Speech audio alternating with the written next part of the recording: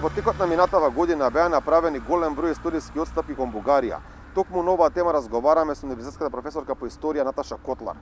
Професорке, како гледате на овие отстапки кои беа направени кон Бугарија во текот на 2020 година? Историја создава народ. Од тука тие отстапки ги гледам или како намерно или ненамерно, но во секој случај во позадината стои едно големо непознавање. Ако ја познаваме историјата на македонскиот народ, би требало да бидеме многу внимателни од аспект на тоа што тоа засега во надворешната политика, но и во внатрешната политика.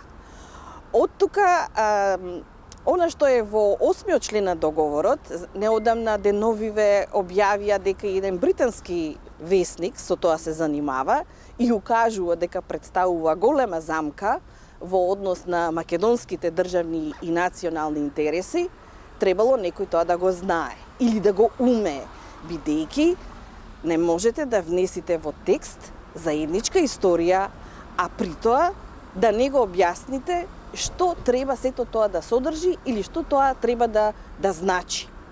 Или пак, еве поедноставно, ако треба да кажам, ние целиме кон Европската Унија, зошто пред тоа не беа постигнати такви договори во Европската Унија, например бугарско-грчки договор или бугарско-романски договор или унгарско-хрватски договор, за да ги знаеме ние примерите на што се однесува заедничката историја, бидејќи историјата е една единствена создадена од еден народ.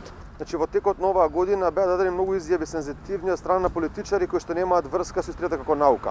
Па така, например, премиерот Заев кажа, како што спомнавте, дека со Бугарија сме имале заедничка историја, дека Гоце Делчев бил покрај македонски и бугарски херој и дека бугарскиот фашистички окупатор не сме можеле да го нарекуваме фашист. Како ви го коментирате ова? Дали според вас смеат политичари кои што немаат врска со историјата како наука да даваат вакви изјави? Апсолутно не. Во секој случај, државните и националните интереси се бранат преку институциите. Тоа се државните, јавните, научните институции. Политичарите и политичката номенклатура може само да црпи информации од сферата на науката.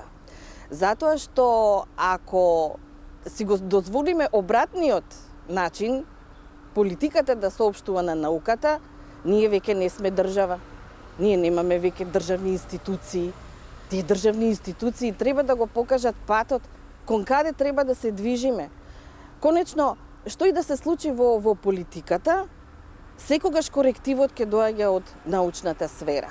Друго е прашањето колку луѓето кои што се вработени во научните или во државните институции, а се занимаваат со наука, образование, воспитување, култура, подлегнуваат на политичките определби.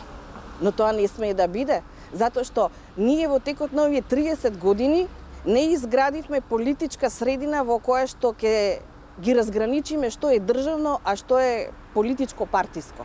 Ова го зборувам, значи, за сите 30 години, независно од кој бил на власт.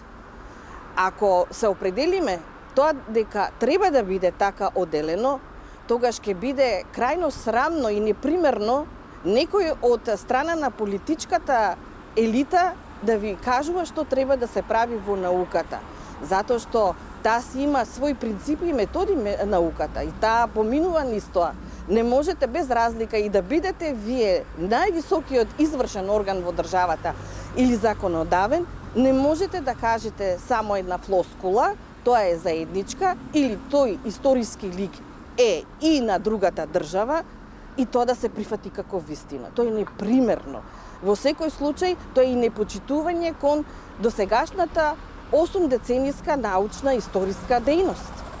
Покрај историската, тука е и јазичната, бидејќи историјата и јазикот се секогаш заедно.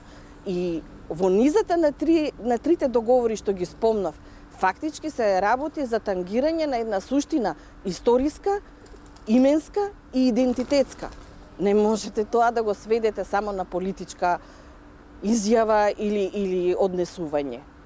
Вие сте националните историчари во Македонија. Дали некој од вас побара совет околу позицијата на Македонија во однос на прашањата со Бугарија и со Грција во текот на минатиот период? А мислите дали побаравме ние како научен кадар? И дали од вас побарале некој совет власта од некој? Во однос на представувањето на институцијата, значи официјално до Институтот за национална историја, јас немам слушнато, ниту разбрано дека такво нешто има. Затоа спомнувам луѓе кои што се блиски по своите определби до определена власт. Тие се можеби консултирани, ангажирани, предпоставувам, меѓутоа тие не ја представуваат науката. И конечно, сите ние имаме свои заслуги во градењето на македонската историска наука. Ако ние тоа го пренебрегнеме, на што ќе се сведеме? Тогаш ќе бидеме слични на некој пазар. Ќе седнеме и ќе пазариме нешто. Јас и на времето за Гоце Делчев, кога се зборуваше, напишав еден текст. Можеме да се пазариме за компири, за боранија, ама за историски ликови, за историска наука, за историска дејност, апсолутно не. И сметам дека треба веќе ова содржина и ова зборување да се врати на самото место, а тоа е во институциите, факултетите, високообразовните институции, МАНУ како највисока научна институција и институтите кои што имаат пак научна дејност пред се во својата работа.